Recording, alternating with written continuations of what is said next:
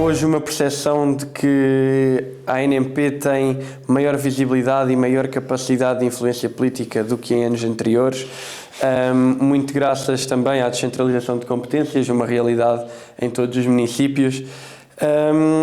Apesar da falta de financiamento adequado, muitas vezes para a transferência de competências em áreas como a saúde, a educação ou a ação social, desta forma, como é que podemos saber se o país atualmente está preparado para dar um passo em frente no que toca à regionalização? Passo então a palavra ao Presidente Elisa Salgueiro. A primeira questão é sobre a visibilidade, não é? Sim. Nós fizemos recentemente um estudo, a Associação promoveu um estudo acerca avaliando a opinião das pessoas sobre várias questões. Uma delas é como avaliam o trabalho dos municípios e que vai ao encontro exatamente daquilo que o ISCTE tornou público a semana passada, que os municípios continuam a ser aqueles que merecem melhor reconhecimento por parte das populações, autarquias, municípios e juntas de freguesia. E também quisemos saber de que forma é que as pessoas avaliam a Associação Nacional de Municípios e como conhecem a Associação Nacional de Municípios. E é um tema que tem de ser trabalhado mais porque, de facto, apesar desta omnipresença da Associação em todos os temas que são geridos pelos municípios e, portanto, que têm a ver com a vida das pessoas, porque os municípios tocam em tudo que diz respeito à vida das pessoas, não há a proporcional visibilidade da Associação. Ela passa, apesar de tudo, muito despercebida na vida das pessoas e, sobretudo, dos mais novos. Não temos sido tão capazes de atrair a atenção. E isso faz parte das nossas responsabilidades, porque trabalhar sem dar a conhecer o que se faz também não é o melhor. Daí que me pareça que nos próximos tempos a Associação terá de se dedicar mais. Nós estamos hoje a fazer um podcast, acho que nunca tínhamos feito.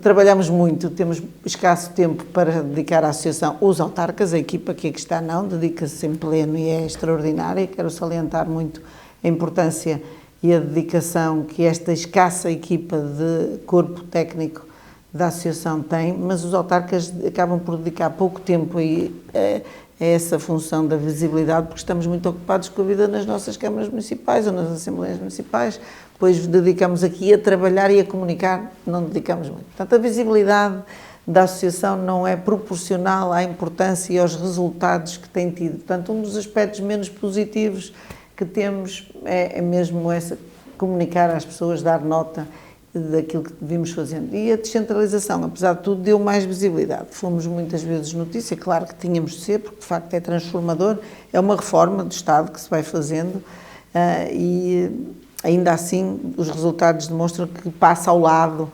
Não somos sexys nas notícias, não temos polémicas, é tudo, votamos todos no mesmo, normalmente, aqui eu queria salientar isso. Uma das maiores surpresas que tive aqui positivas foi da forma como se trabalha aqui na Associação, porque nós temos todos os partidos representados no Conselho Diretivo, o PS, o PSD, o CDS, o PCP, independentes, estamos todos à mesa, quinzenalmente, e raras foram as vezes em que não votamos por unanimidade, o que significa que cada um despe a sua veste partidária, quando chega aqui, pomos na primeira linha as preocupações do serviço aos municípios. E isso é algo que me parece salientar, mas diria, o tempo não é muito que dedicamos a isto e não conseguimos dar a visibilidade que gostaríamos. Não digo, quer dizer, como não há muitos conflitos, muitas polémicas, porventura não temos tido a capacidade de comunicar como gostaríamos. Acho que devemos corrigir isso. Quem estiver cá no próximo mandato deve se dedicar mais a essa área. E depois ligou esse tema à regionalização. A Associação Nacional de Municípios, nestes 2 últimos congressos, teve nos seus documentos a proposta de regionalização que foi votada em congresso 2 vezes. Eu não posso dizer, o Presidente Ribal me dirá se nos anteriores também já vinha sendo. Portanto, é um tema que está bem claro entre nós, que a Associação defende a regionalização e que devemos avançar para isso. Mais uma vez, e este é um momento, está muito recente a informação que veio do ISCTE, um estudo independente que diz que 70% dos portugueses defende que se faça um novo referendo. Podemos até admitir que, a propósito daqui agora é falar da revisão constitucional, se pudesse retirar a proposta de obrigatoriedade da realização do referendo, tendo o país esta posição, vendo a esmagadora maioria das pessoas a defender o referendo, então que se faça o referendo, mas temos de colocar este tema na agenda política, porque não estando na agenda política, cada vez que se toca neste assunto, vem a ideia de que a regionalização serve para criar mais lugares e a suspeita de que os lugares serão algo para favorecimentos, e é a pior forma de discutir. A este propósito, recordo que na Assembleia da República foi criado um grupo de trabalho presidido pelo saudoso engenheiro João Cravinho, que definiu claramente a proposta de composição dos órgãos das regiões, em que está previsto que as assembleias regionais sejam compostas por membros das atuais assembleias municipais, com o mesmo regime de senhas de presença sem remuneração, e as juntas regionais seriam por 5 elementos, portanto são 25 lugares no país. E também seria necessário, com a criação destas entidades, dissolver outras direções gerais, serviços descentralizados da administração central, portanto não haveria um aumento do número de lugares. Mas ainda ninguém quis discutir isto, porque este estudo foi feito e ficou numa gaveta porque não interessa discutir. Portanto, é importante que se avance para o referendo, mas não é tout court. Não vamos marcar um referendo É preciso preparar o país para a discussão do tema da regionalização. Preparar com informação rigorosa, independente, com avaliações aos mais vários níveis, do impacto que terá nas populações, dos impactos financeiros, do número de cargos criados, porque há sempre este anátema de que os políticos são todos suspeitos de qualquer coisa menos correta e, portanto, ao invés de nos comparar com indicadores de outros países, até semelhantes a Portugal em termos de escala, como a Áustria ou a Polónia, que, em função do processo de regionalização, foi possível comparar o que era antes e o depois. A Áustria é um país que compara muito bem connosco e cuja avaliação, se tivermos o cuidado de estabelecer o critério do antes da regionalização e o pós, percebemos de que forma é que isso permitiu o aceleramento do desenvolvimento do país. Portanto, vejo sempre a discussão muito enviesada e não vejo vontade de nenhum dos governos de o fazer.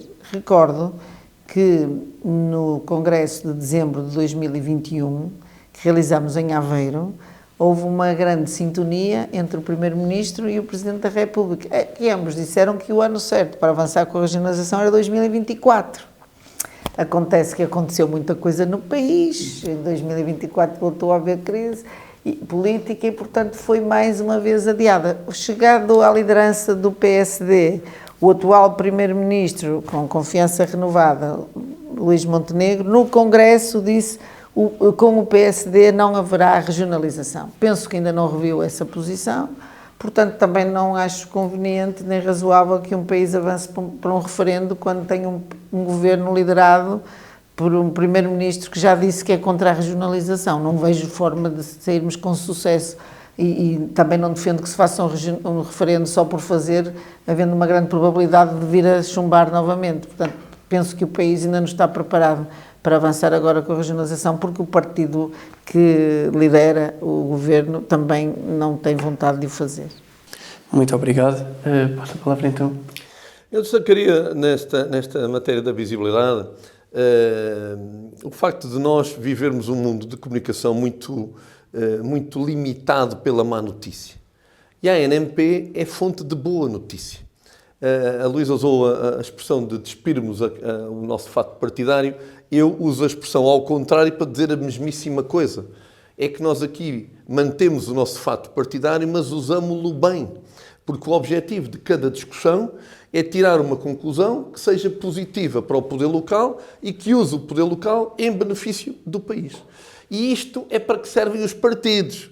Os partidos não servem exatamente para um jogo de futebol em que uns ganham e outros perdem. Os partidos servem para tomar boas decisões, para que a vida das pessoas seja mais qualificada e que o país seja melhor gerido. Apenas nós estamos nesta onda, esta é a cultura da ANMP desde o seu início, que a preservamos e procuramos dar-lhe uma riqueza adicional, Enfim, infelizmente não é a cultura em que vive a pátria e em que vive a nossa democracia nos últimos tempos. E pronto, e as confusões e o granel na Assembleia da República, e as discussões absurdas, etc. e tal, têm um palco que a civilidade, que a construção tranquila, que os partidos diferentes conseguem fazer, não conseguem ganhar. Portanto, obviamente, sempre temos que melhorar e discutimos muito isso entre nós.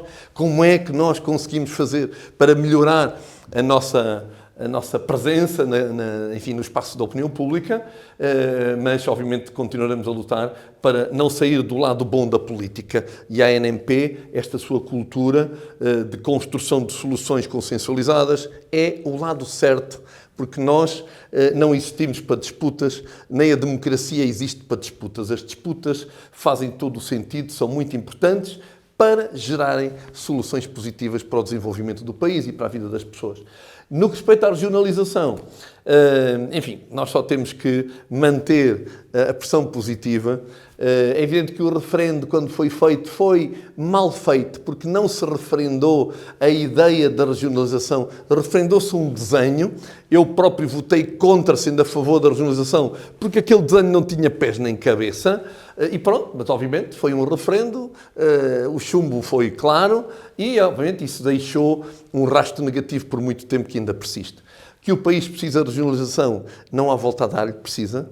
Que aquilo que se passa numa parte do país, porque há uma parte do país que tem regionalização, é bom não esquecermos isto, que são os nossos arquipélagos dos Açores e da Madeira, que obviamente têm especificidades geográficas e históricas e culturais que obviamente têm que ser devidamente ponderadas quando transpomos o modelo para o continente, mas que o continente precisa e cada vez mais. Eu próprio sou membro do Comitê das Regiões da União Europeia e somos uns ETs, porque não há mais países na União Europeia que não tenham regiões com os seus líderes democraticamente eleitos. Isso é muito importante para descentralizar profundamente o país, numa relação em que os três patamares eleitos têm que ter força. Os três, mais um, obviamente estou a falar dos três, têm massa crítica, municípios, regiões e o patamar nacional, mantendo obviamente o patamar das freguesias, que não tendo a massa crítica que estes outros têm uma importância relevante na nossa estrutura de Estado. E, portanto,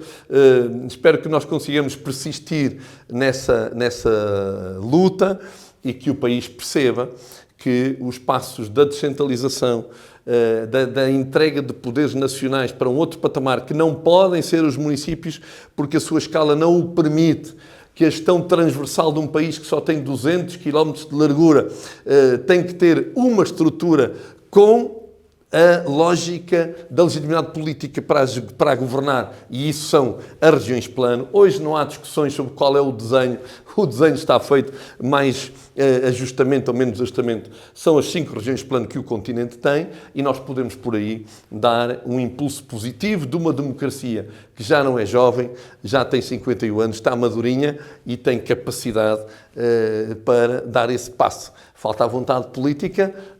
Normalmente quem está na oposição gosta muito da ideia, quando chega ao poder, enfim, também se gosta, mas enfim, tem que se pensar mais e lá vamos adiante. Mas eu julgo que essa inevitabilidade está em cima da nossa mesa e vamos ter que persistir a luta para conseguir ter uma vitória.